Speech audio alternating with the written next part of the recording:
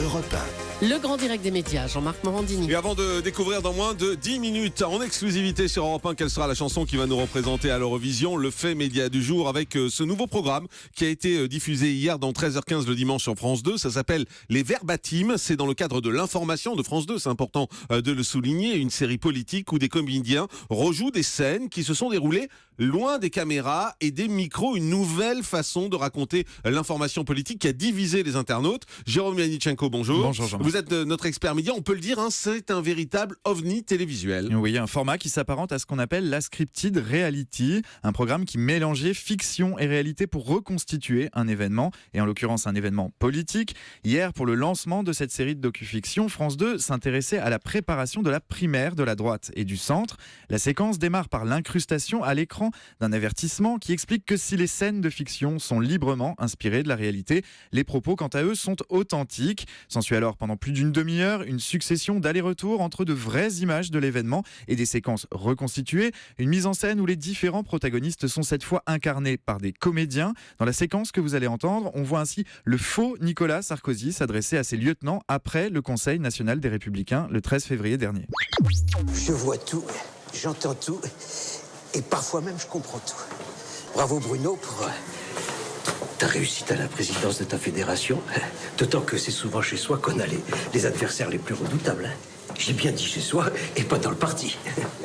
Bon, ben voilà, ça s'est plutôt bien passé. Les militants ont pu s'exprimer librement, c'est bien. On a pu un peu se défouler. On a eu chaud pour l'élection de Châtel, On n'est pas passé loin, dis donc. Voilà, ben honneur au meilleur d'entre nous.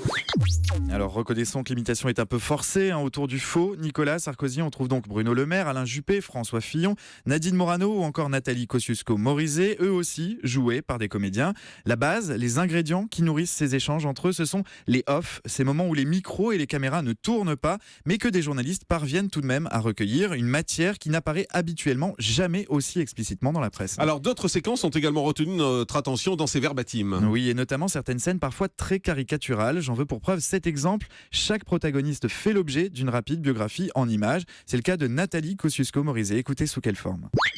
Je m'appelle Nathalie Kosciusko-Morizet, dit NKM.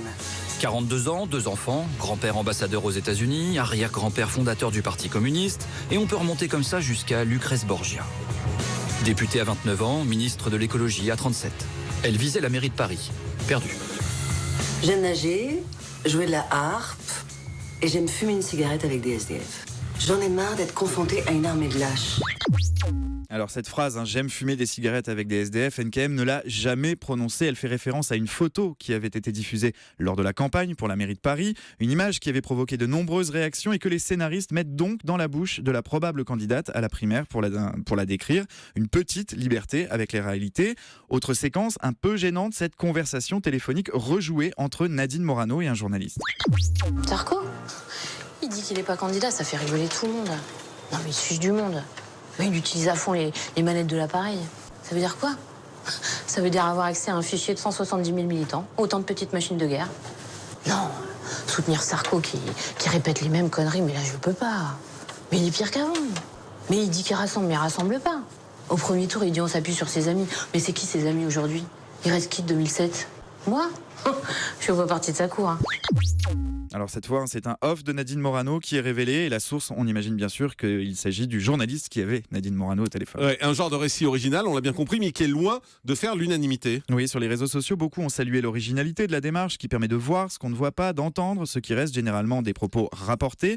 Mais d'un autre côté, en revanche, ils ont été très nombreux à trouver que les imitations semblaient parfois grotesques et que, surtout, ce docu-réalité constituait un grave mélange des genres. Beaucoup de responsables politiques se plaignent de la tentation de l'infotainment, de la mise en scène préjudiciable de l'actualité politique. De nombreux téléspectateurs sont aussi de cet avis face à ces verbatims, une séquence qui n'aurait pas, qui plus est, sa place sur le service public. France 2 avait déjà expérimenté ce type de récit hybride, ce mélange de réalité et de fiction. C'était en novembre 2014. La chaîne avait reconstitué le bureau politique de l'UMP qui avait conduit à la démission de Jean-François Copé de la présidence du parti.